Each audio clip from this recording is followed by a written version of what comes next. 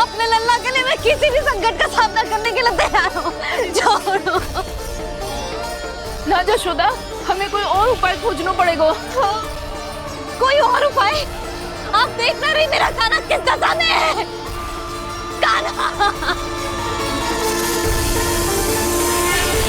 मैया के वश में नहीं है, नहीं तो ये अपने लल्ला के लिए साक्षात काल का भी सामना कर ले।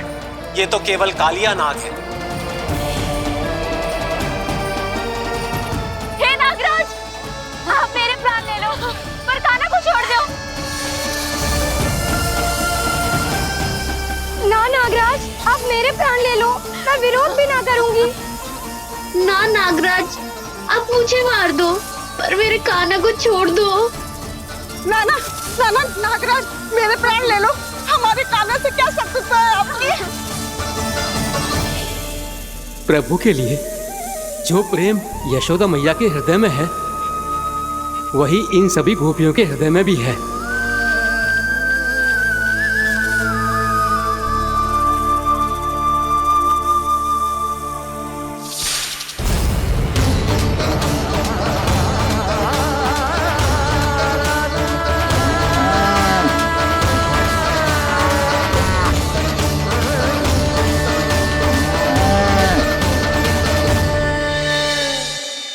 यशोदा, यशोदा,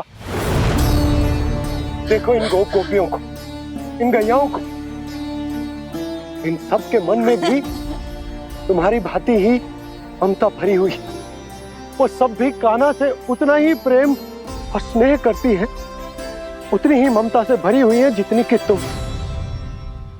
तो तुम ही सोचो, जिसके साथ इतनी ममता और इतना स्नेह, इतना प्रेम, उसका कोई क्या कर सकता है? उस काले नाग का वेश इस सब आशीर्वादों के सामने कछु न है। कछु करो जी। उसे बोलो वो मेरे प्राण ले ले, मेरे कान्हा को छोड़ दे। यशोदा,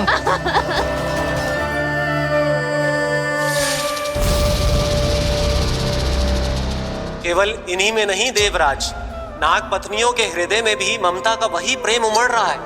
देखिए। मैं आपके हाथ जोड़ती हूँ स्वामी, इस बालक को छोड़ दीजिए। ये अवश्य ही कोई दिव्य आत्मा है स्वामी। हम आपसे विनती करते हैं स्वामी, इस नन्हे बालक को हानि मत पहुंचाइए स्वामी। मेरी पत्नियां मेरे ही शत्रु के लिए विनती कर रही हैं। अब यदि इसके पक्ष में एक शब्द भी कहा तुम सबने, तो मैं इस बालक से पहले तुम सबके प्राण ले लूंगा। हो रहा प्रसन्न नाग कालिया, विजय को निश्चित जान। रोते बिलखते व्याकुल सब, संकट में देख कान्हा के प्राण।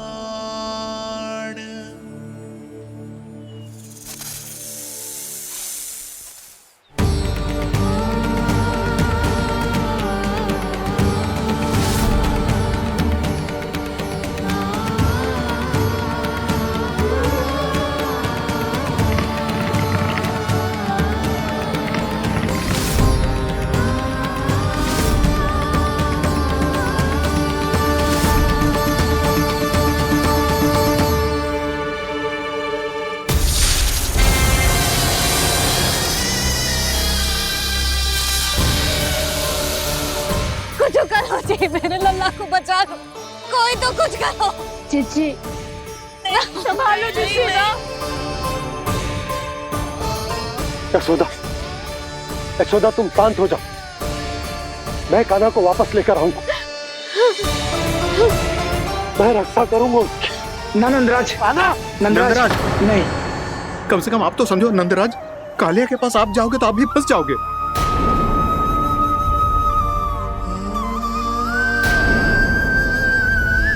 बलराम, तेरा भाई इतनी भीषण संकट में है और तुझे जरा भी दुख ना हो रहा?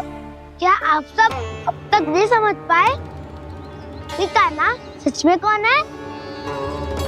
छोटे बाबा, आप तो उसका सत्य जानते हैं ना?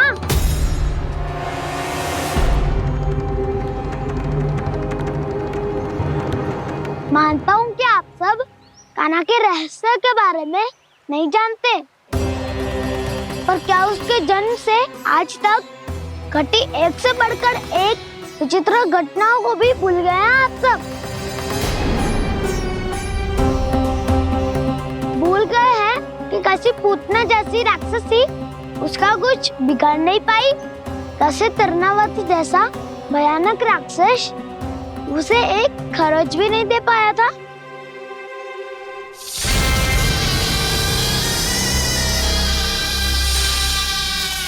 आप सबने अपनी आंखों से देखा था ना, बकासुर से कान्हा की रक्षा करने देवता स्वयं आए थे।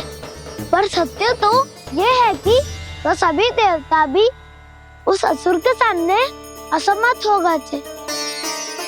तब कान्हा ने बहुत ही आसानी से उस भयंकर असुर का वध किया था। एक ही बार में धराशायी कर दिया था उसे।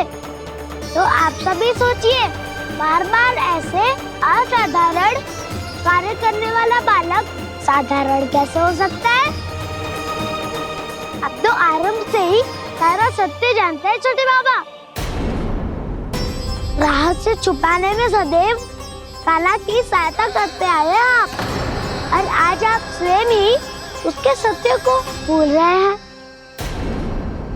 और तुम सब भी तो जानते हो कान्हा की शक्तियों के बारे में, तो क्या तनिक भी विश्वास ना है अपने सखा पे? बलराम, जी तू क्या कह रहे है? मैंने जो कहा उसका एक एक शब्द सत्य है छोटी माँ।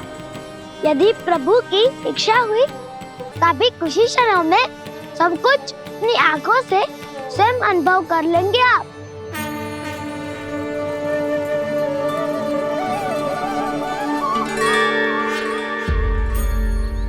शांताकारं भुजगशयनं पद्मनाभं सुरेशं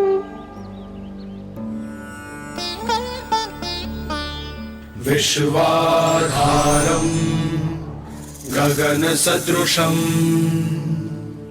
मेघवर्णं शुभांगं लक्ष्मीकान्तं कमलनयनं योगी वीरध्यानगम्यं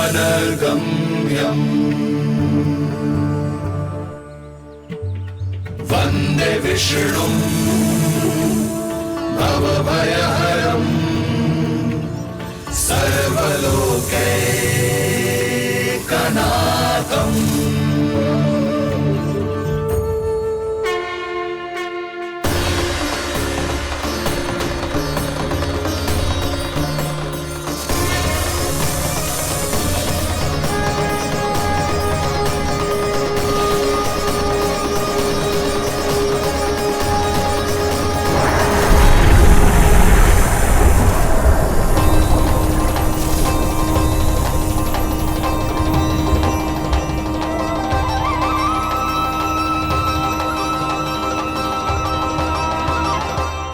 तुझे क्या लगता है बालक कि तू मेरी जकड़ से निकल गया तो अब बच जाएगा तू?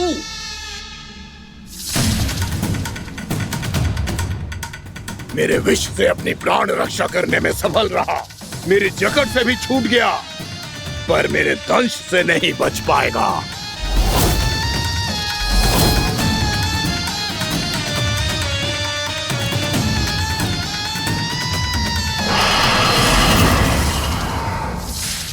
अब भय से भाग रहा है, पर मैं तुझे मृत्यु देकर रहूंगा।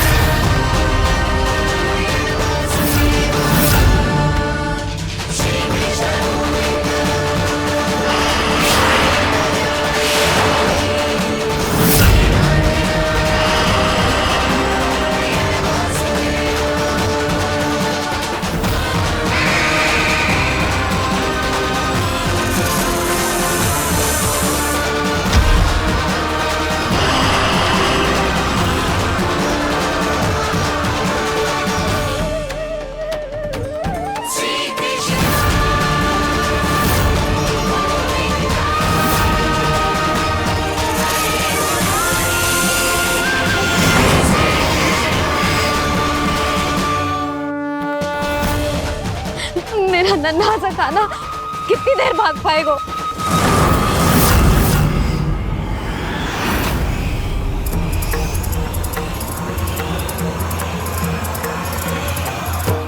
और कितनी प्रतीक्षा करोगे मेरी भक्त कालिया? भक्त नहीं, काल हूँ मैं तेरा। जब अहंकार का मुकुट बुद्धि को ढक लेता है तो भक्त अपने भगवान को भी नहीं पहचान पाता। व्यर्थ की पहेली में मत उलझा बालक। ना मैं भक्त हूँ और ना तू भगवान।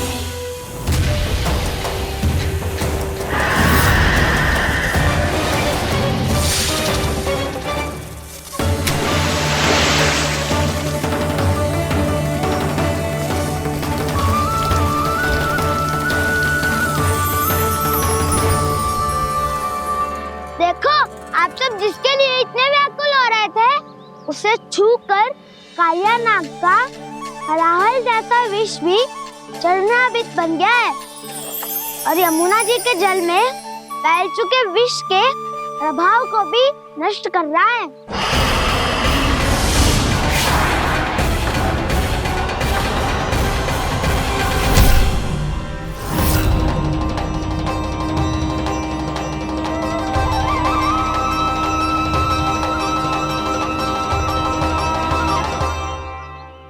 धर्म रक्षक अधर्म विनाशक प्रभु श्री कृष्ण का कौशल सचमुच अद्वितीय है।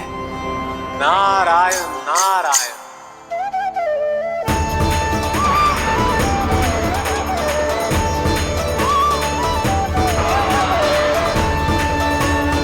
मेरा भाग तुम्हारे भीतर के अहंकार का प्रतीक है कालिया। अब तुम्हारा अहंकार, तुम्हारा अनपान मेरे पाँव के नीचे है और तुम्हारी पूंछ अर्थात तुम्हारे प्राण मेरे हाथ में। अब तुम क्या करोगे भक्त?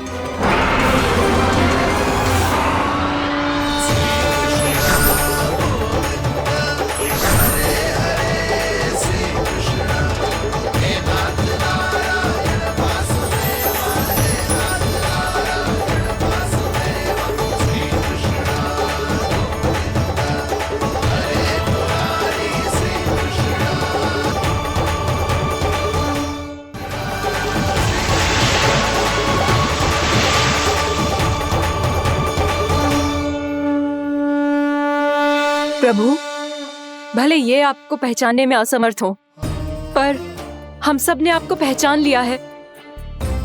हाँ प्रभु, एक भक्त होने के नाते और एक अर्धांगिनी और माँ होने के नाते मैं आपसे इनके प्राणों की भिक्षा मांगती हूँ। अपनी कृपा दिखाइए और इन्हें क्षमा कर दीजिए। आपके लिए मित्र और शत्रु में कोई अंतर नहीं प्रभु। उसी तरह आपकी कृपा और दंड में भी कोई अंतर नहीं। दोनों दया ही तो हैं, अकारण ही किसी को प्राप्त नहीं होती। हमें विश्वास है कि हमारे पति को मिला ये दंड कोई अभिशाप नहीं है, आपका वरदान है। ये सत्य है प्रभु कि इनसे बहुत से पाप हुए हैं। इनके विष से बहुत सारे जीव जंतु को हानि पहुंची है, पर अब आपके चरण इनके शीश पर पड़ गए हैं। ऐसी कृपा तो बड़े बड़े महान महात्माओं को भी दुर्लभ है, और इन्हें प्राप्त हुआ तो अवश्य ही ये किसी महान पुण्य का ही फल है। हे प्रभु, उन्हीं पुण्य कर्मों की शक्ति का आह्वान कर मैं आपसे विनती करती हूँ, इन्हें प्राणदान दीजिए। मैं अपने इस भक्त को क्षमा अवश्य करूंगी देवियों, यदि ये अपने अहंकार को त्याग कर मुझे पहचान ले तो।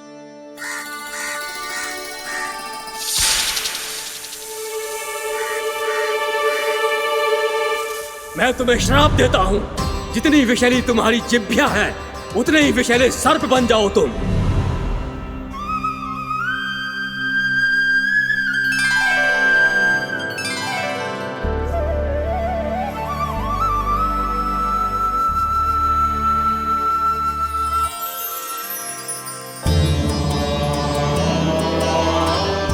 नारायण, मुझे क्षमा कीजिए नारायण।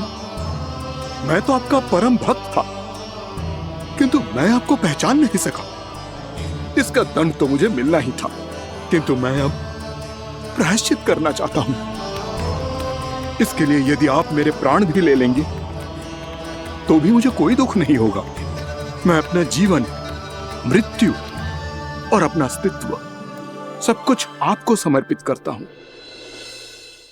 तुम्हें तुम्हारी क्रोध के कारण श्राप मिला, जिसे विशाल सर्प के रूप में तुम्हारा जन्म हुआ, और सर्प का तो स्वभाव है विष फैलाना। इसीलिए तुम्हें दंड नहीं दूंगा मैं, सिर्फ सभी अपराधों का पश्चाताप कर लिया। इसीलिए मैं तुम्हें क्षमा करता हूँ कालिया।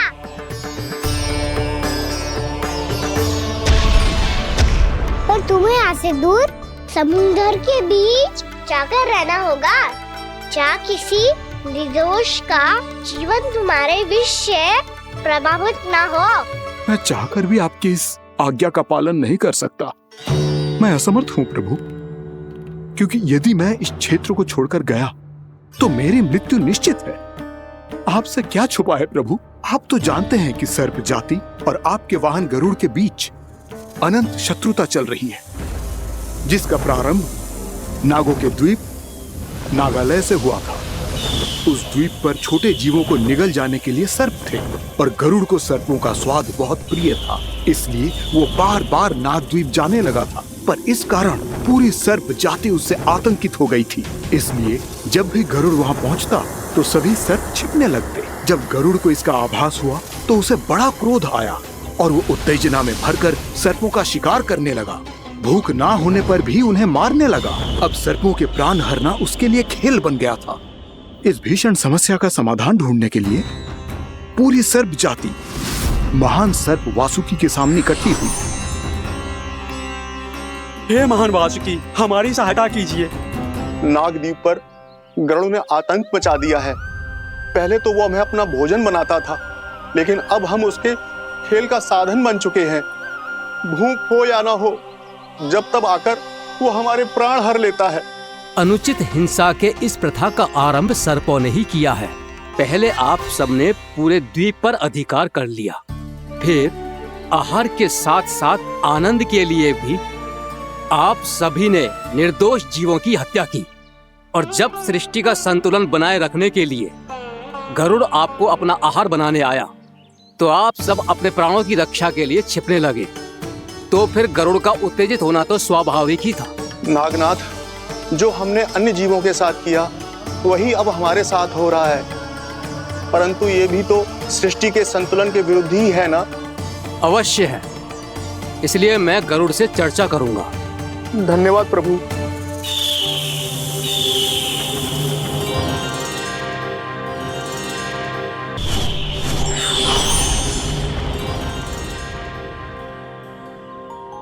श्री नारायण के वाहन पक्षीराज गरुड़, मैं संपूर्ण सर्प जाति की ओर से आपसे एक निवेदन करने आया हूँ। कहिए, क्या कहना चाहते हैं आप? हे पक्षीराज, यदि आप हम पर ऐसे ही आक्रमण करते रहे तो शीघ्र ही हमारी प्रजाति समाप्त हो जाएगी। इसीलिए हमारी आपसे विनती है, यदि आप उचित समझें तो सर्पों के किसी एक घर से हम आपको एक सर्प प्रतिदिन अर्पित करेंगे। आप उसको आहार बनाइए और अन्य सर्पों को जीवित रहने का अधिकार दीजिए। मुझे स्वीकार है। तब से प्रतिदिन किसी एक घर से एक सर्प गरुड़ के भोजन के लिए भेजा जाने लगा। समय के साथ मेरे घर की भी बारी आई, परंतु मैंने एक बहुत बड़ी भूल कर दी। समय आ गया है स्वामी, आज गरुड़ के आहार के लिए इसे चुना गया है। कौन है यह गरुड़ और क्यों दूं मैं इसे कोई भेंट? स्वामी, सभी सर्प राज्यों और गरुड़ के बीच में यही समझौता हुआ है, हमें इसका सम्मान करना ही होगा। मैंने कोई समझौता नहीं किया, मैंने कोई वचन नहीं दिया और ना ही मैं किसी गरुड़ से भयभीत होता हूँ। यदि इस राज्य में किसी को सर्पों को अपना आहार बनाने का अधिकार है तो वो केवल मुझे है। अब से गरुड़ को दी जाने वाली हर भेंट मुझे दी जाएगी, महाविषधारी महान नागराज कालिया को। यह और कुछ नहीं, मेरा अभिमान था प्रभु, और ये मेरे इस जन्म की सबसे बड़ी भूल थी, क्योंकि फिर जब गरुड़ को इस बारे में पता चला तो। कालिया, अभिमान में आकर तूने अपने काल को ललकारा है। जिस कालिया के नाम में ही काल छिपा है, तू उसे ललकारने का दुस्साहस कर रहा है गरुड़। स्वयं को भगवान विष्णु का वाहन कहता है तो वाहन का ही कर्म कर। स्मरण रख, इस धरती के सर्वश्रेष्ठ योद्धाओं के लिए भी मैं मृत्यु का दूत हूँ। विनाश काले विपरीत बुद्धि।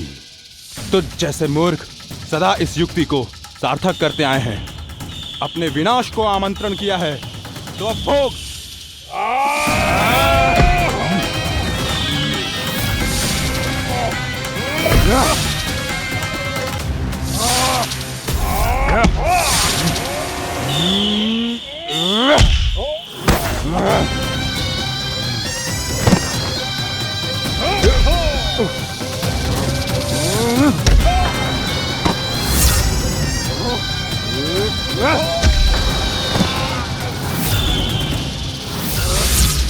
जिसने मेरा भोजन चुराने की धृष्टता की है वो इसी योग्य है। तू मुझे जानता नहीं है गरुड़, मैं महाविषधारी नाग कालिया हूँ। तेरा इतना दुस्साहस कि तूने मुझ पर चरण से प्रहार किया। वाह!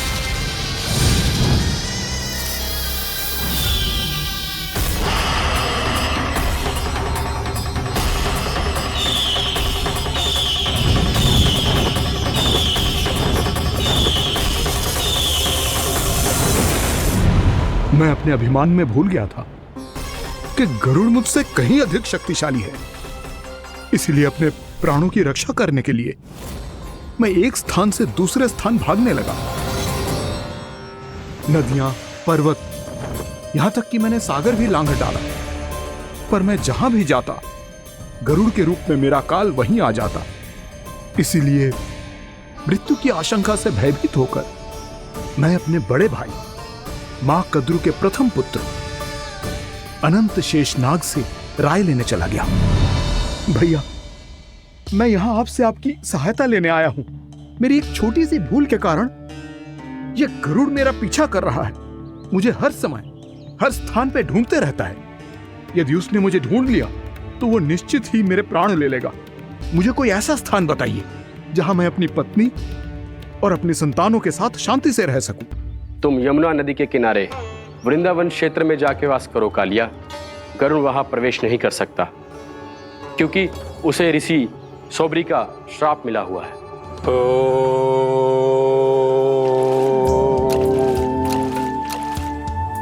ध्यान और तपस्या का नित्य कर्म करते हुए ऋषि के मन में मछलियों के प्रति प्रेम भाव इतना बढ़ गया कि वो भूल गए सभी जीव खाद्य श्रृंखला का भाग होते हैं और मछलियां भी इस नियम की अपवाद नहीं है। उन्हें मछलियों की अटखेली इतनी अच्छी लगने लगी कि वो इस क्षेत्र के मछुआरों को भी मछली पकड़ने की अनुमति नहीं देते थे।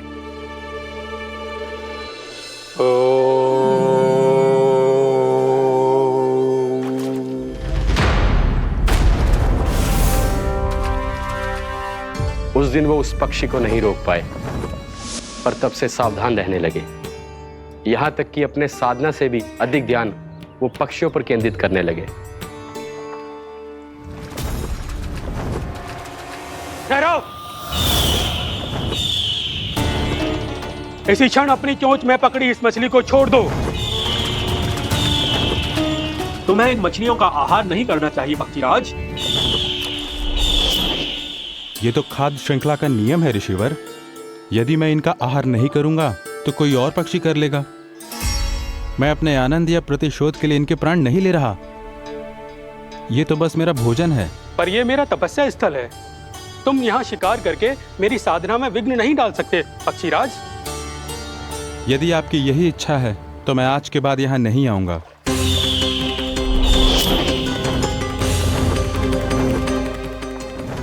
पर आज ये मछली मेरे आहार के रूप में पकड़ी जा चुकी है। मैं वचन देता हूँ ऋषिवर, इस स्थान पर यह मेरा अंतिम शिकार होगा।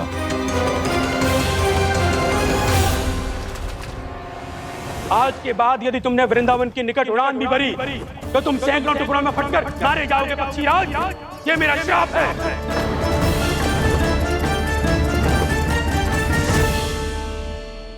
और इसीलिए भैया शेषनाग के सुझाव के अनुसार मैं यहां आ गया। पर अब यदि मैं कहीं और जाऊंगा तो मेरे प्राण नहीं बचेंगे प्रभु। डिस्टेंट रहो कालिया। अब से गरुड़ तुम्हें कोई हानि नहीं पहुंचाएगा। अब तुम्हारे फनों पर मेरी पक्षिंग बन गए कालिया। इसीलिए अब से तुम्हें गरुड़ से कोई भय नहीं होगा। निश्चिंत होकर अपने परिवार के साथ गहरे समुद्र में चले जाओ और सुख से शांति से निवास करो। पर ध्यान रहे निर्दोष जीवों को हानि ना पहुंचे। आपने मुझे जीवन दान दे दिया प्रभु। इस उपकार से मैं कृतज्ञ हूँ प्रभु। आदेश दीजिए, मैं आपकी सेवा कैसे करूं? तुम्हारे जल क्षेत्र से 1 कोटि कमल पुष्पों को लेने की अनुमति दे दो कालिया। यही मेरी सेवा होगी। प्रभु, ये तो मेरा सौभाग्य होगा।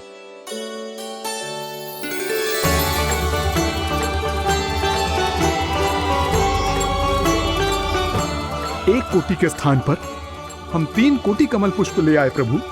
मैं तुम्हारी सेवा भाव से प्रसन्न हुआ कालिया। रमनाथ द्वीप पर चले जाओ ताकि तुम्हारे कारण फिर कभी किसी निर्दोष जीव को हानि ना पहुंचे और न ही तुम्हारा विष मेरे प्रिय यमुना नदी के जल को दूषित कर पाए। मैं तुम्हें आशीर्वाद देता हूँ। आज यहाँ मेरे द्वारा तुम्हें दिए गए इस आदेश का स्मरण जो भी भक्त करेगा और प्रातः काल और संध्या काल में इसका उच्चारण करेगा, उसे फिर कभी किसी संकट से कोई भय नहीं होगा। ये स्थान अब से काला कुंड के नाम से जाना जाएगा। यहाँ पर स्नान करने वाला और देवताओं को इस क्षेत्र से जल का अर्घ्य देकर प्रसन्न करने वाला भक्त यदि मेरा स्मरण करके पास रखेगा तो वो अपने सभी पापों से शीघ्र मुक्त हो जाएगा।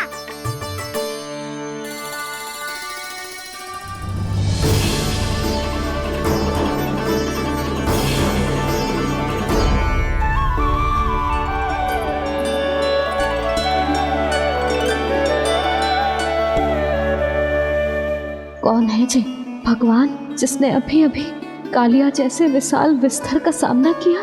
क्या एक साधारण बालक जो शीत की अधिकता से ठिठुर रहा है? क्या करूं?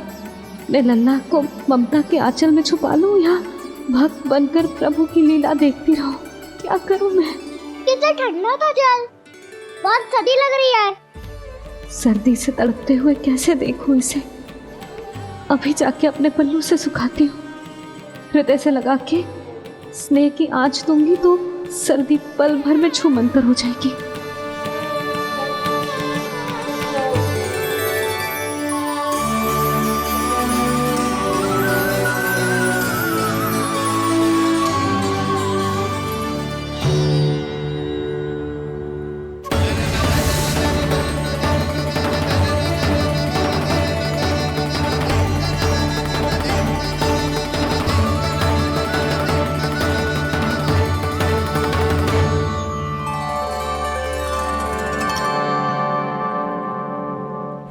मेरी आवश्यकता ना है इसे।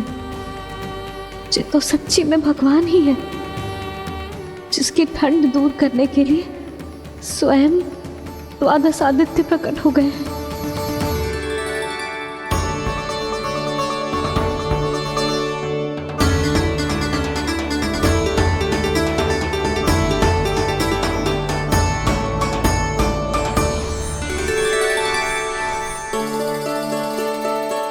ये क्या किया आपने? मैया मुझे अपने हृदय से लगाने वाली थी कि आप सब प्रकट हो गए। क्षमा कीजिए प्रभु, पर आपको भीगा हुआ देखकर, ठंड से ठिठुरता हुआ देखकर हमसे रहा नहीं गया। हम अपने वश में नहीं थे प्रभु। भक्ति से भावुक होकर हम प्रकट होने पर विवश हो गए थे। हमारी किरणें जैसे स्वयं ही फूट पड़ी और दौड़ पड़ी आपको सुखाने के लिए। मैं आपका प्रेम, आपकी भक्ति समझता हूं आदित्यगण, और इसीलिए इस समय मैं जहां खड़ा हूं, इस स्थान को द्वादश आदित्य टीला के नाम से जाना जाएगा। द्वादश आदित्य टीला के नाम से जाना जाएगा।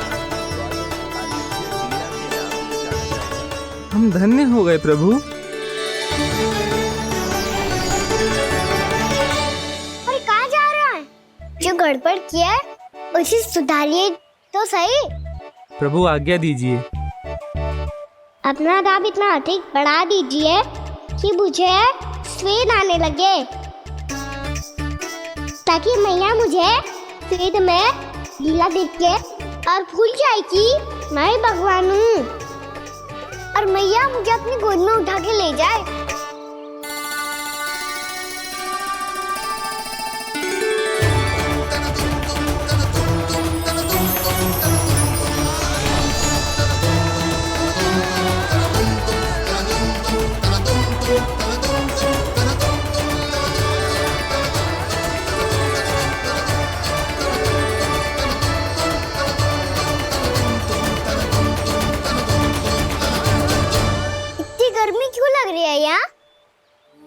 स्वेद की एक बूंद भी आती थी तो मैं अपना आंचल लेकर पहुंच जाती थी इसके पास। जानती ही नहीं थी कि चेतु स्वयं वायुदेव को आदेश दे सकते हैं कि वो बहने लगे और उसका सारा स्वेद सुखा दे। वायुदेव की आवश्यकता नहीं है मैया, मुझे आप ही चाहिए। लगता है जिस बात का भय था वही सत्य होने लगी है। भैया मेरे भगवान रूप को भूल नहीं पाएगी, और अब मेरे लिए उनके सत्य छुपा कर रख पाना कठिन हो जाएगा। कृष्णा कृष्णा हरे कृष्णा कृष्णा कृष्णा मुरली मनोहर कृष्णा गोपाला गोविंदा हे दामोदरा।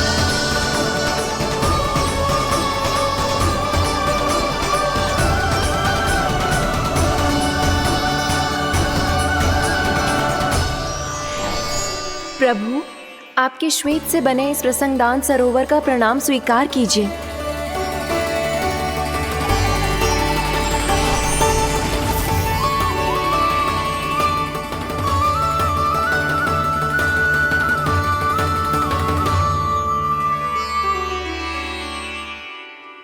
ओहो, इस चमत्कार को देखकर भैया को और भी अधिक विश्वास हो जाएगा कि मैं भगवानी हूँ। अब कैसे मनाऊं मैया को कि मैं इनका लाई हूँ। बाबा है ना, अब तो यही सहायता करेंगे। श्री कृष्णा गोविंदा हरे हरे श्री कृष्णा गोविंदा हरे हरे श्री कृष्णा हरे मुरारी श्री कृष्णा श्री कृष्णा श्री कृष्णा।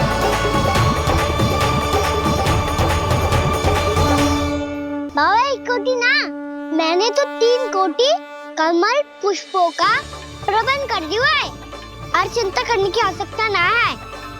1 कोटी कमल के स्थान पर 3 कोटी कमल पुष्प मिल गए हैं। हाँ कान्हा, मैं उचित संदेश के साथ ये सारे पुष्प उस कंस के पास भिजवाता हूँ। महाप्रक्रमी कान्हा की जय। वृंदावन रक्षक कान्हा की जय। महाप्रक्रमी कान्हा की जय। भानु जी नंदराज, बाकी गांव वालों को लेकर ये सारे पुष्प इकट्ठा करो और कंस के दरबार में पहुंचाओ। जी।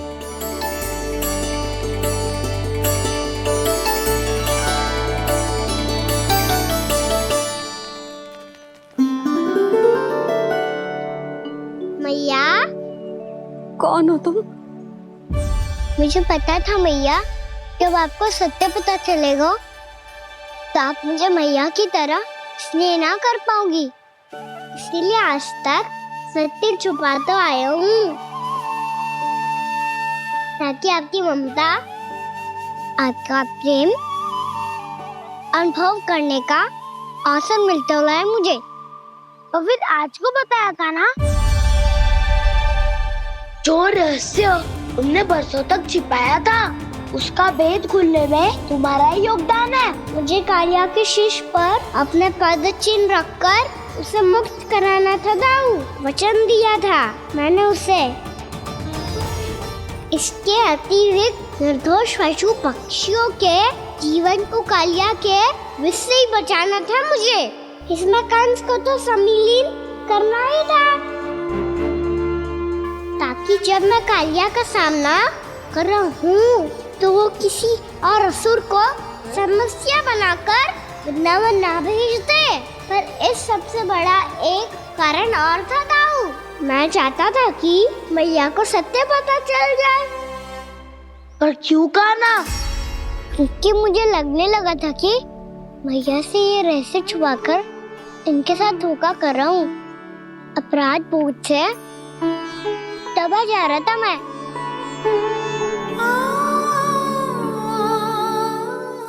जो सत्य आपको, बाबा को, सभी को पता है, यहाँ तक कि मेरे सखा भी जानते हैं,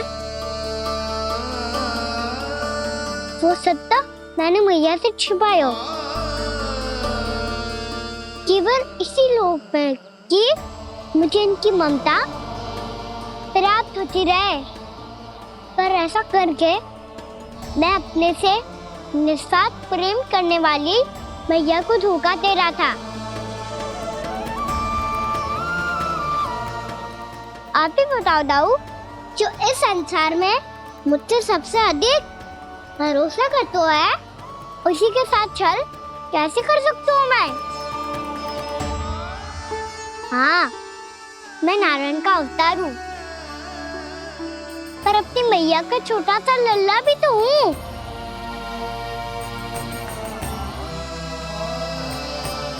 इसीलिए तो यमुना जी में छलांग लगाने का एक कारण इस गेंद को लेने जाना भी था। ने स्नेह से बनाई थी मैया ने गेंद, इसे अपने से दूर कैसे होने देता मैं? आपको आभास भी ना है मैया कि आप मेरे लिए कितने महत्वपूर्ण हो।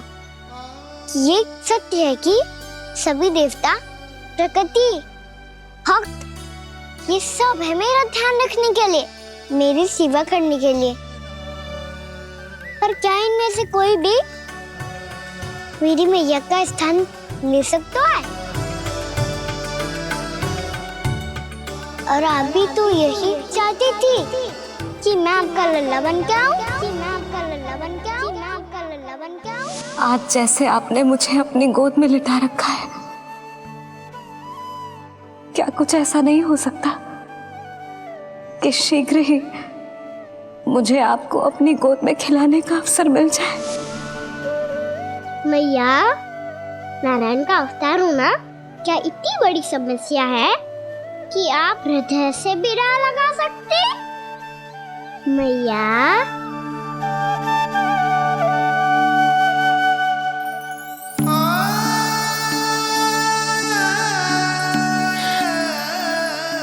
मेरा कान्हा, मेरा लल्ला।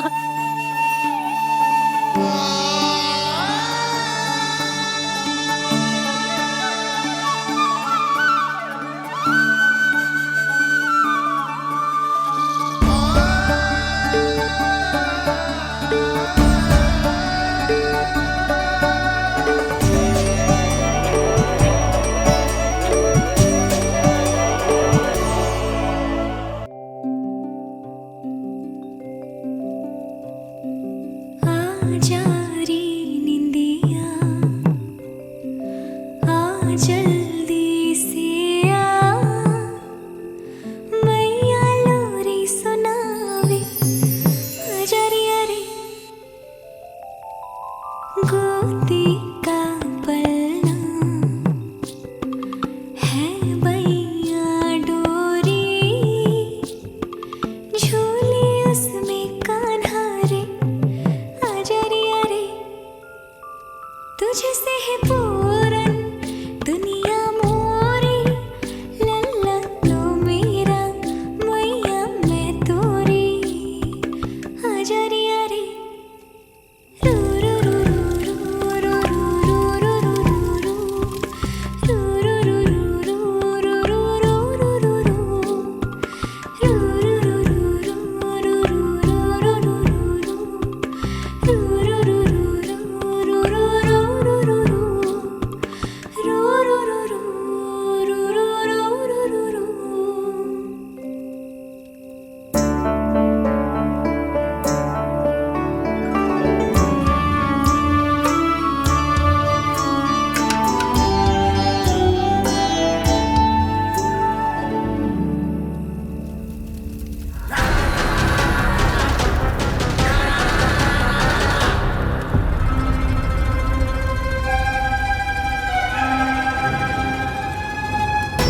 प्रभु शीघ्र ही कुछ कीजिए, अन्यथा पूरा वन ही जल जाएगा। मेरी सहायता कीजिए प्रभु।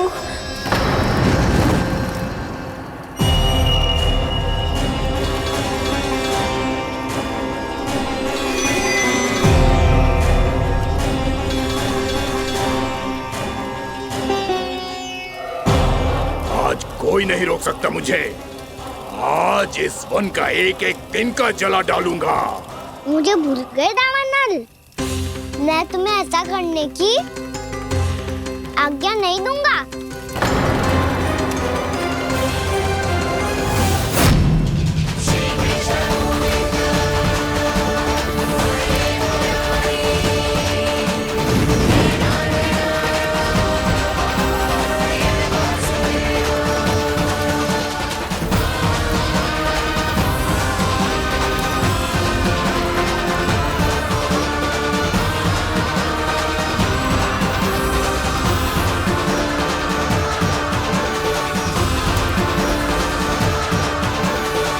मैया की नींद में व्यवधान पहुंच रहा है, मुझे शीघ्रता करनी होगी।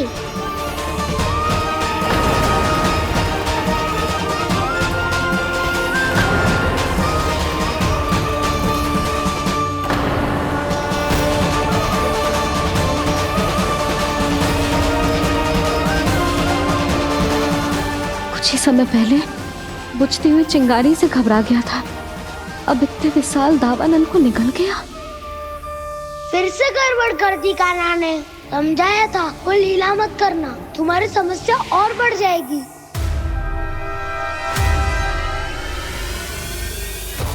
अब क्या करूं दाऊ?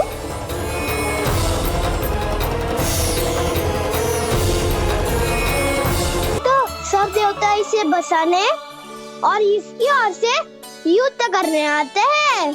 तुम सब ऐसे आंखें फाड़ के क्यों देख रहे हो मुझे?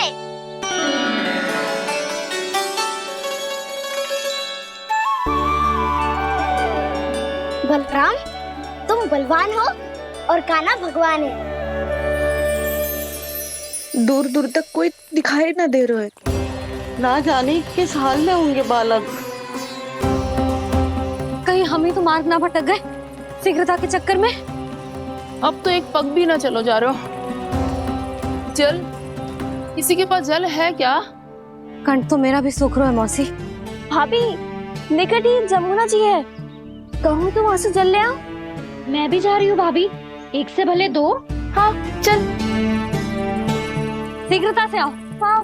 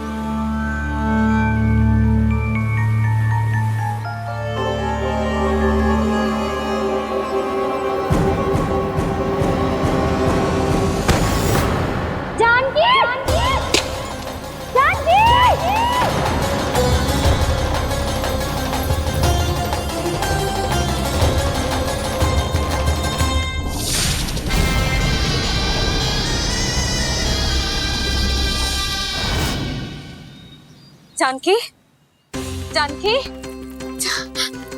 क्या होगा इसे?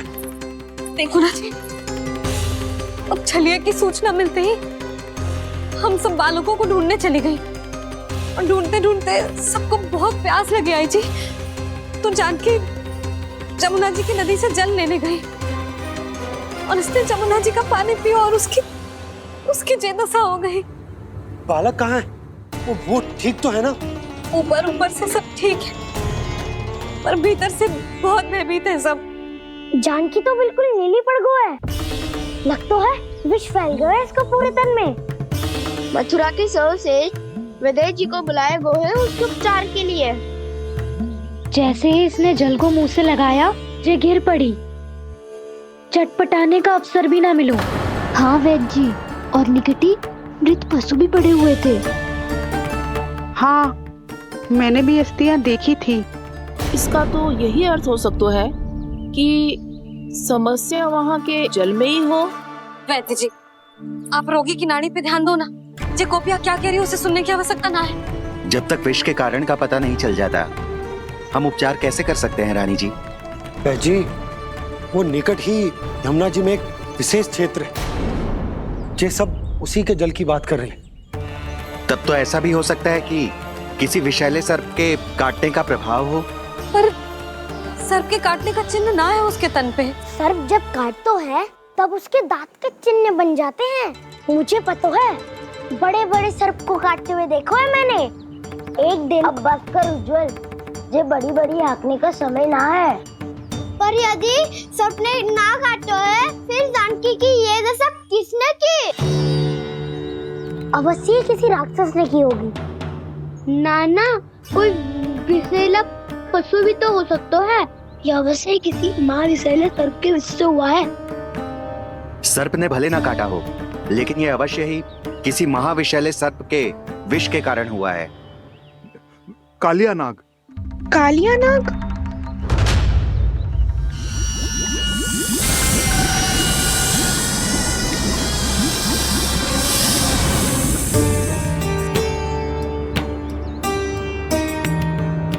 संकेतों से तो ऐसा लगता है कि जानकी ने कालिया नाग के क्षेत्र के विशाल जल पी लियो है। कालिया नाग एक लोक श्रुति है, कल्पना में गढ़ी हुई एक कथा, और कछु ना है। हमें जाके पता लगाना पड़ेगा। पर हमें वहां जाने से मना क्यों है ना बड़ों ने? उज्जवल सही कह रहे हो है। इस समय जानकी के स्वार्थ से अधिक महत्वपूर्ण और कछु ना है। जानकी हमारे लिए ही जलाने गई थी जी। ना मैं उसे जाने देती ना जैसा वो तो। वैद्य जी, आप शीघ्र कछु करो, कैसे भी कछु भी करो, पर इसके प्राण बचा लो। यशोदा, धैर्य रखो, श्री नारायण पर विश्वास रखो, वो सब ठीक कर देंगे।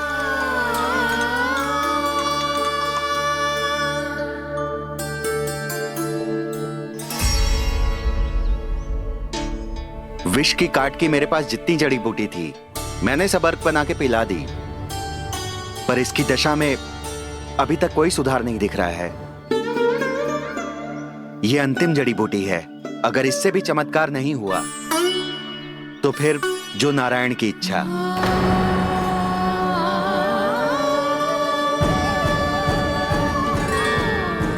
पर कोई तो उपाय होगा जानकी को बचाने का। कान्हा, यदि तुझे किसी औषधि के बारे में पता है, हमें बता दे, हम जाके ले आएंगे।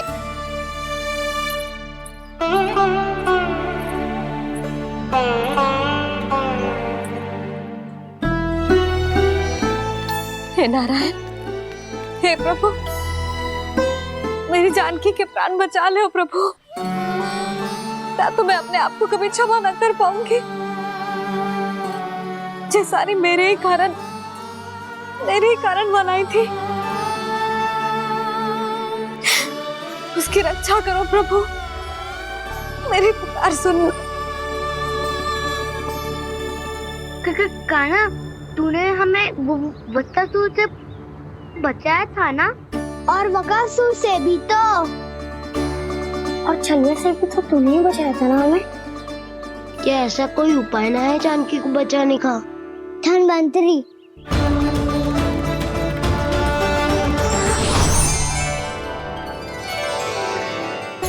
मैं आ गया हूं प्रभु, चिंता मत कीजिए, आपके आदेश का पालन अवश्य होगा। यशोदा मैया,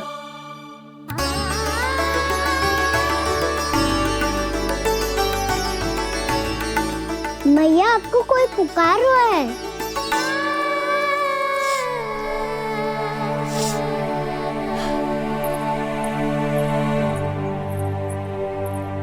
चिंता मत करो मैया, अब धनवंतरी जी आ गए हैं, वो सब संभाल लेंगे।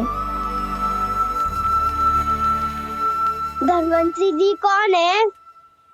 जिन्होंने संसार का आयुर्वेद दिया, आरोग्य के देवता, वे श्री नारायण के अवतार।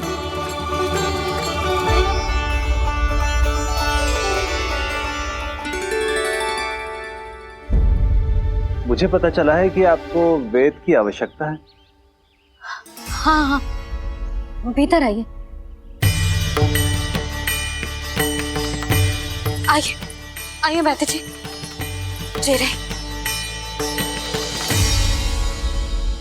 मथुरा का सर्वश्रेष्ठ वैद्य अर्थात मैं यहाँ आ चुका हूँ और रोगी को जितनी औषधि की आवश्यकता थी सब दे चुका हूँ।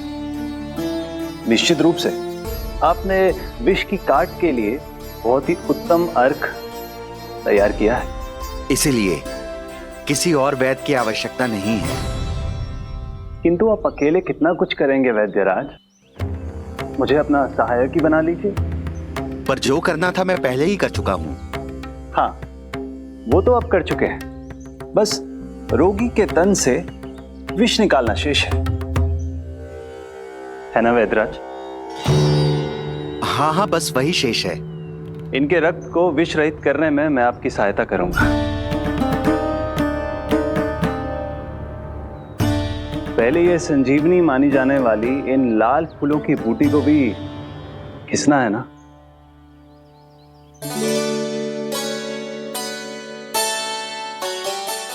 हाँ हाँ, तुम सही कह रहे हो, इसे अच्छे से घिसो।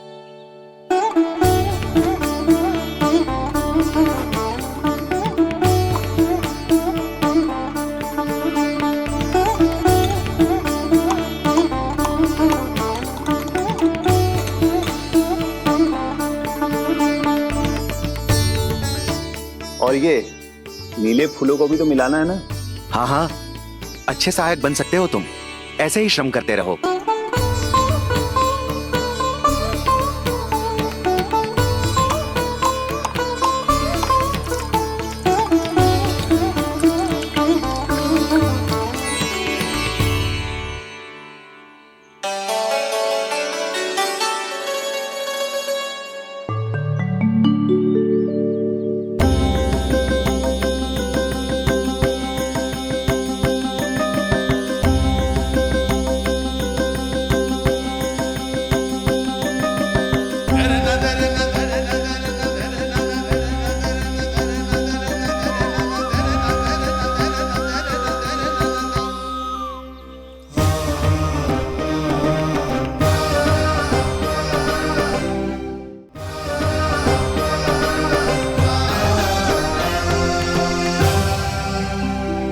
जानकी स्वस्थ हो जाएगी ना धनवंतरी जी? धनवंतरी? प्रभु, अब मैं क्या करूं? आपने तो स्वयं ही मेरी पहचान उजागर कर दी। जी क्या करो कान्हा? आप सब ऐसे क्यों देख रहे हो? मैया कहती है ना, सभी वैद्य धनवंतरी जी का ही रूप होते हैं। वाह कृष्णा, चतुर तो हो तुम।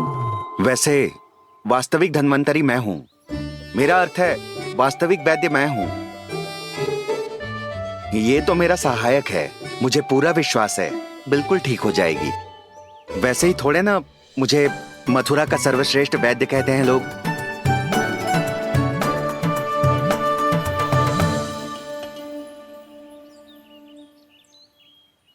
जसोदा भाभी, जसोदा जी, जानकी को चेतना आ गई। जानकी, जानकी, जानकी, तू ठीक है ना? क्षमा करना भाभी, मैं आपके लिए जल ना ला पाई। बस बहुत भूख लगी है। मैं अभी कछु लाती हूँ। जानकी, माखन खाओगी?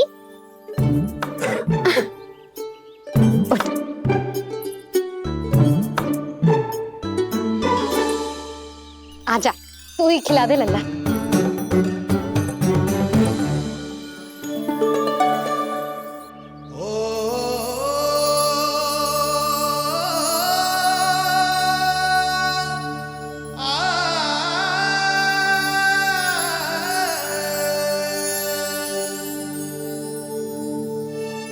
तुम सब मेरे लल्ला को माखन चोर कहती हो ना? आज देखो, अपना ही माखन जानकी को खिला रहे है।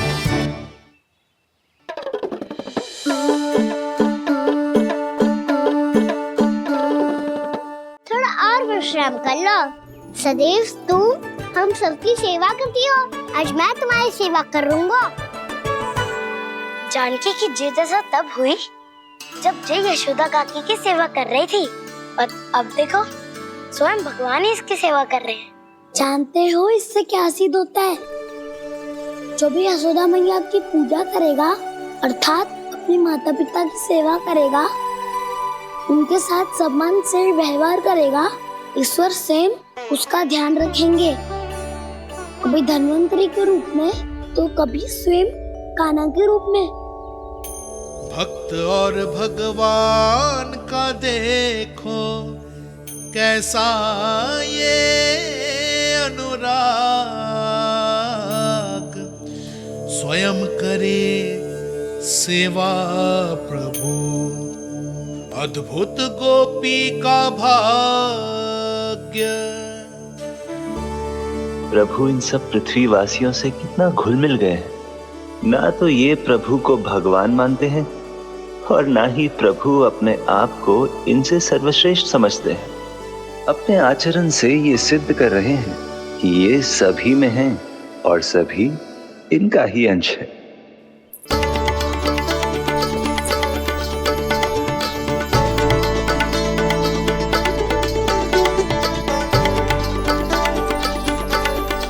प्रभु,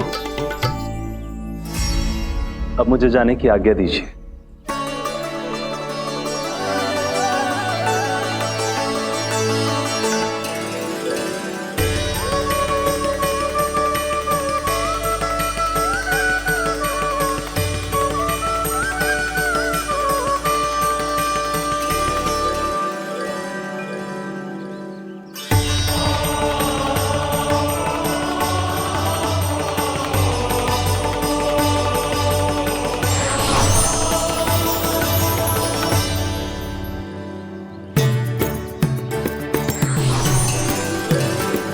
कान्हा ने तो सच्ची में धन्वंतरी जी को बुला लिया था।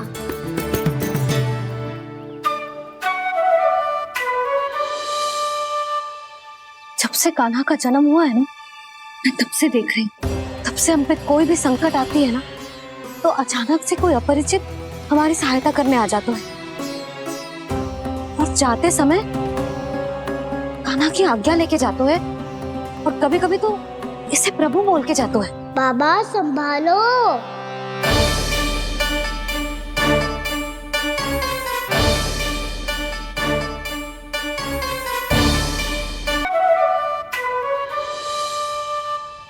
जब से कान्हा का जन्म हुआ है ना, मैं तब से देख रही हूँ, तब से हम पे कोई भी संकट आती है ना, तो अचानक से कोई अपरिचित हमारी सहायता करने आ जाता है, और जाते समय कान्हा की आज्ञा लेके जाते है, और कभी कभी तो इसे प्रभु बोल के जाते है। बाबा संभालो। यशोदा, इस जानकी को चढ़ो है और विचित्र विचार तुम्हारे मन में है। अरे सब जानते हैं कि हमारा परिवार राजसी, तुम्हें पता ना चलता हो वो, पर हमारे कान्हा को सब राजकुमार ही समझते हैं देखकर। इसीलिए उसे सम्मान देने के लिए सब ऐसा ही करते हैं, और कोई बात ना है।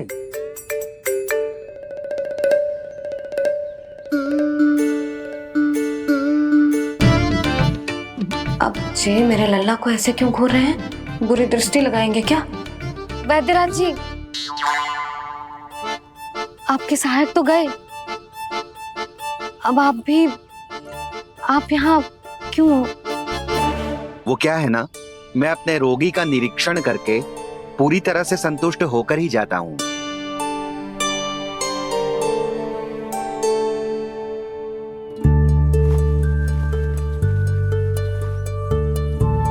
हाँ, संकेत तो अच्छे हैं, कल सुबह तक बिल्कुल ठीक हो जाएगी। धन्यवाद वैद्य जी।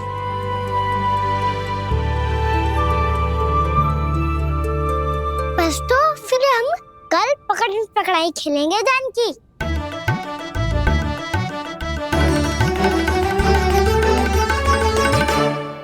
भानु, बंसी, जाकर उस क्षेत्र के चारों ओर बाढ़ बनवा दो और वहां सूचना पट्ट भी लगा देना, ताकि जानकी के साथ जो हुआ है वो किसी और के साथ ना हो। शीघ्र जाओ। जी ठीक है।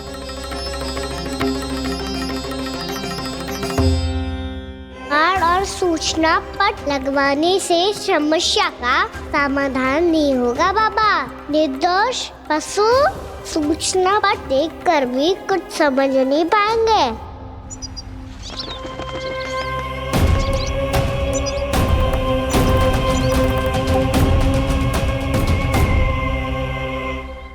तो तुम्हारे कहने का अर्थ यह है कि व्योमासुर मारा जा चुका है और वो बालक अब भी जीवित है।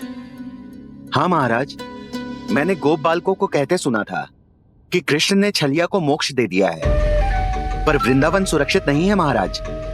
वो एक बहुत बड़ी समस्या से जूझ रहे हैं। कैसी समस्या? गांव के निकट क्षेत्र में किसी विषैले सर्प का निवास है। उसके विष का प्रभाव इतना भयानक है महाराज, जैसे विष ना हो, स्वयं हलाहल हो।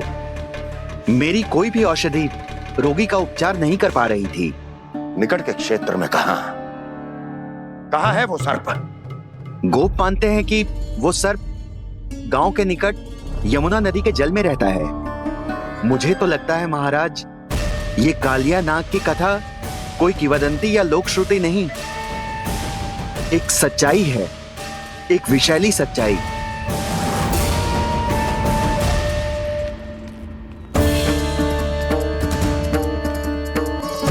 कालिया का सामना करने का समय आ गया है, पर उससे पहले मुझे बुलाना होगा उन्हें।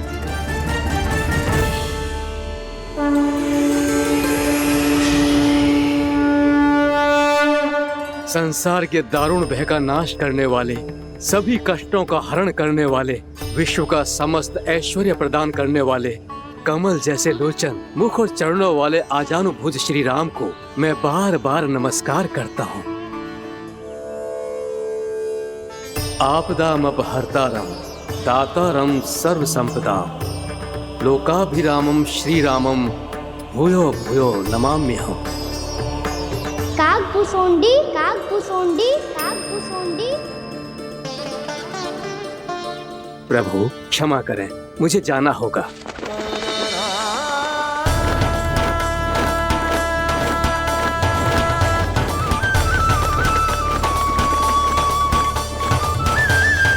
प्रणाम प्रभु।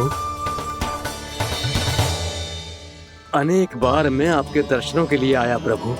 कभी नंद भवन के झरोखों से आपके दर्शन करके चला जाता था, तो कभी दूर किसी वृक्ष की आड़ से आपको निहार लिया करता था। आज आपने स्वयं मुझे बुलाकर धन्य कर दिया प्रभु।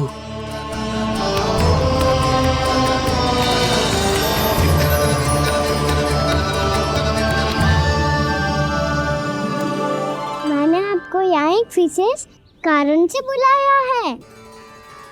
आपके श्राद्ध से इस कालिया नाग को मुक्त करने का समय आ गया है।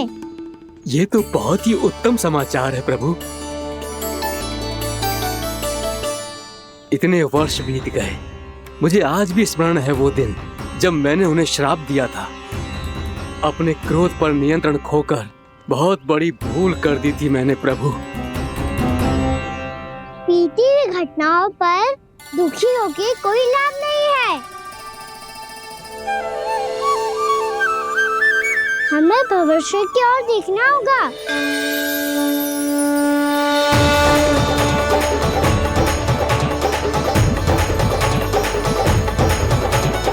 आदेश कीजिए प्रभु, क्या आज्ञा है आपकी? जब मैं कालिया नाग का सामना करने जाऊं, तो आप यही रहेगा। आपको अपने आप पता चल जाएगा कि कब क्या करना है। और हाँ, लौटते जाते समय नारद मुनि से कहिएगा, वो आकर मुझसे भेंट करे। अवश्य प्रभु, प्रणाम। क्या इसने सच्ची में देवर्षि नारद को बुलाया है? नारायण नारायण, आपको संदेश भेजने की आवश्यकता नहीं थी। आप स्मरण करते और मैं चला आता। तुम्हारा कल्याण हो नारद।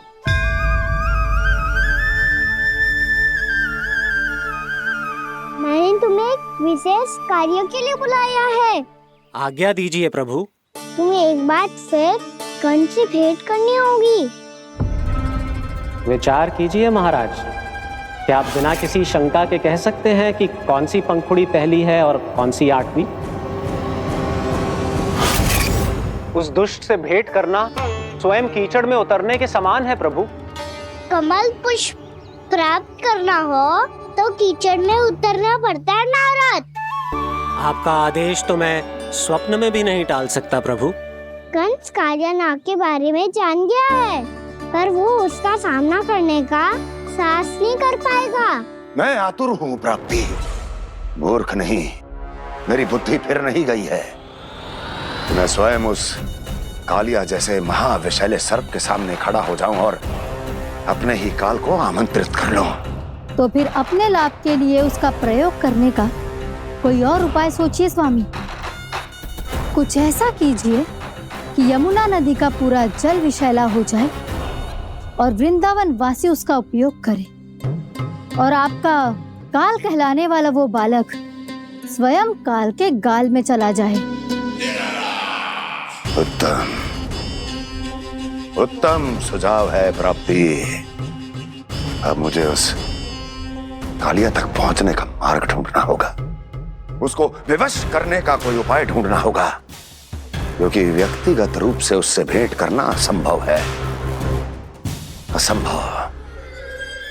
आप सही कह रहे हैं प्रभु। कंस में उतना सामर्थ्य नहीं कि वो कालिया नाग का सामना स्वयं कर सके। वैसे तो कालिया गरुड़ देव का भी सम्मान नहीं करता, तो फिर वो कंस का सम्मान क्यों करेगा भला? नहीं करेगा, पर कंस तुम्हारा सम्मान अवश्य करेगा नारद। तुम्हारी बातें भी सुनेगा और मानेगा भी। ये मेरी योजना का बहुत ही महत्वपूर्ण भाग है। तुम कंस के पास जाओ और कहो कि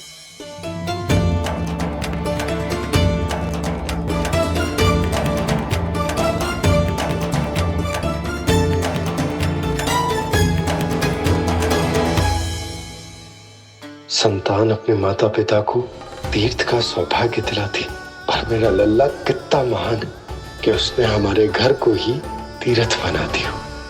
ऐसा तीर्थ जहां मेरी आंखों के सामने भक्त और भगवान का मिलन हो रहा है। जो आज्ञा प्रभु।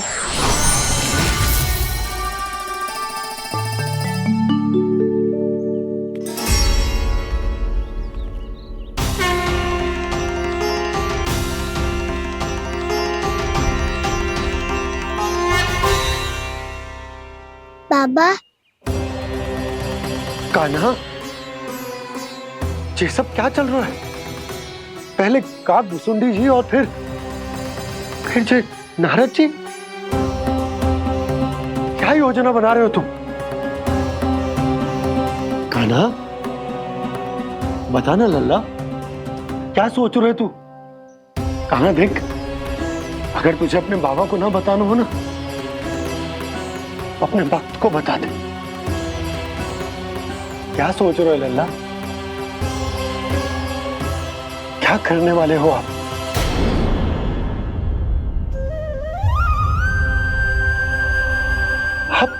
आप इतने दुखी क्यों हो? कान्हा, कान्हा, क्या होगा?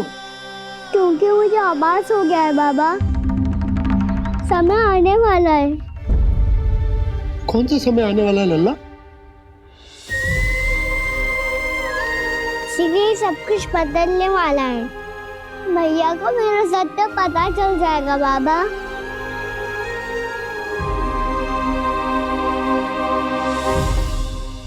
पर लल्ला, इसका काक भुसुंडी और कालिया नाग से क्या संबंध है? ऐसा क्या हुआ था और क्या होने वाला है?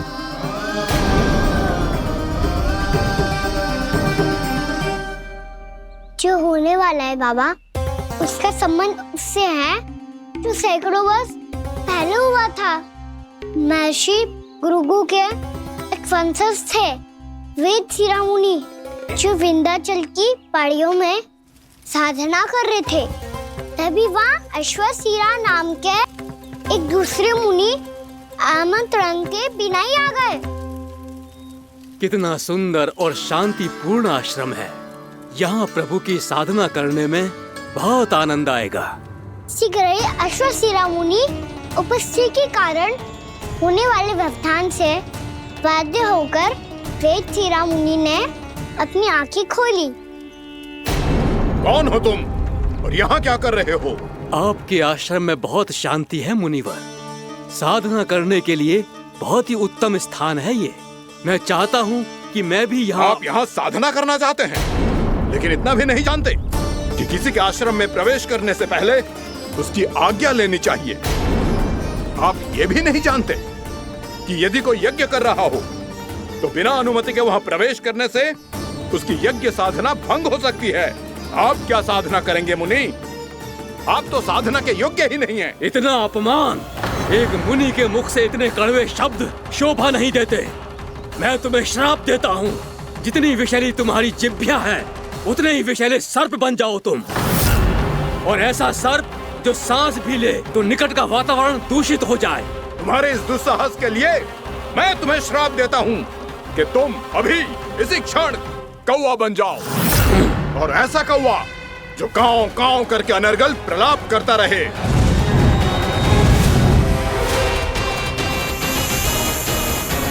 ये मैंने क्या किया? ये मैंने क्या किया? क्रोध के कारण दोनों ने एक दूसरे को श्राप दे दिया।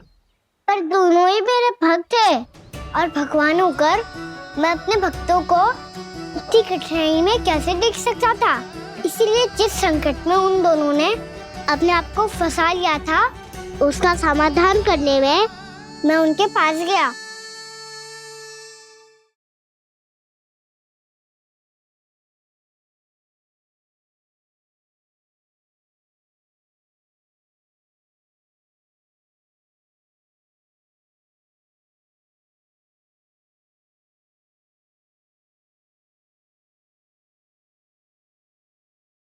तंग करे मैया को खिजाए, खेले रूठे मनाए।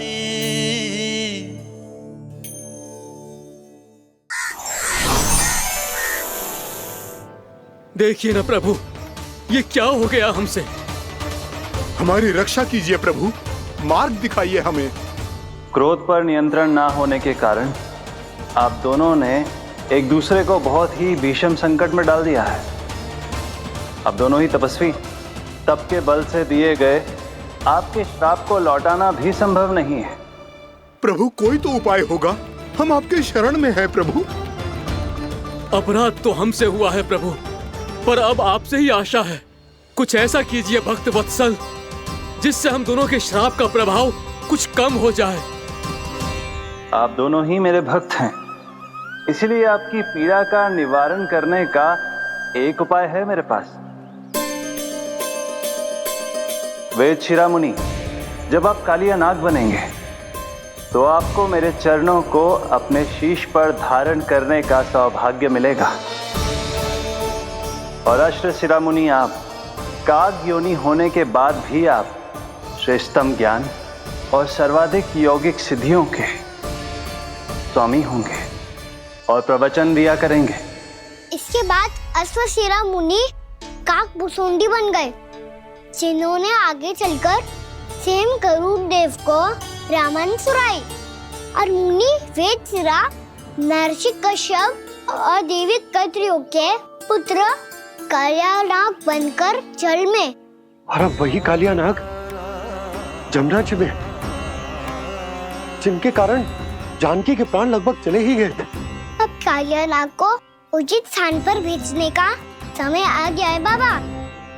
पर ये तो अच्छी बात है कान्हा, वेदशिरा मुनि को दिया हुआ तुम्हारा वचन भी पूरा हो जाएगा, जमुना जी की शुद्धि भी हो जाएगी। इस सब के बाद भी तुम दुखी क्यों हो? क्योंकि इसके बाद मैया के सामने मेरा रहस्य खुल जाएगा बाबा। उन्हें पता चल जाएगा कि उनका बालक कोई साधारण बालक ना है। भविष्य में जो होने वाला है उसे सबके सामने घटने से रोकना मेरे लिए भी संभव ना होगा। मैया को सब पता चल जाएगा। क्या पता चल जाएगा रे मुझे?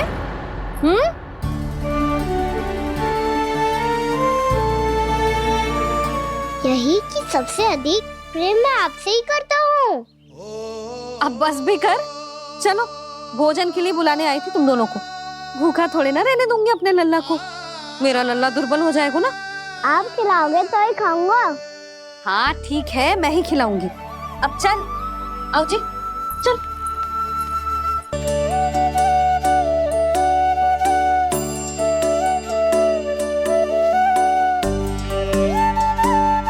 मैया खेलो ना मेरे साथ। मैया सुनो ना, मेरी बात ना मानोगी? अभी बहुत कार्य पड़े लल्ला, देख जानकी को औषधि भी देने जानो है ना। औषधि मैं दे दूंगा, फिर तो खेलोगी ना मेरे साथ। पिछले कुछ दिनों से अपनी मैया का अधिक से अधिक प्रेम पाने का प्रयास करो है कान्हा। इसका तो एक ही अर्थ हो सकता है कि कछु बहुत बड़ो होने वालों है। कान्हा रुक जा लल्ला। कान्हा क्यों तंग कर रहा है? मैया को पहन लेना। कान्हा, कान्हा, ये क्या करो तूने?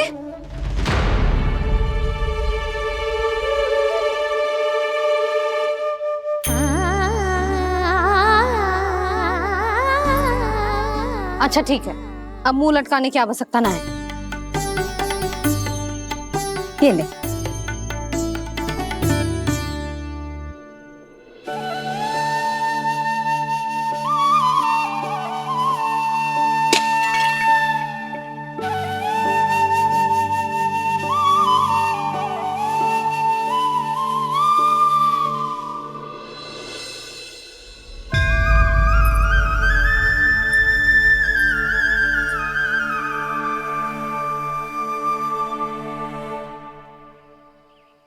तंग करे मैया को खिजाए, खेले रूठे मनाए,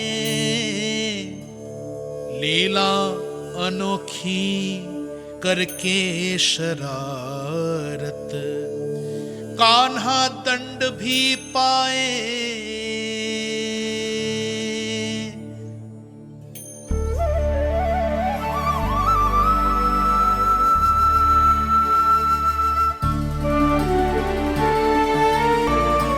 रूठना मनाना, खेलना खिलाना, पहले शरारत करके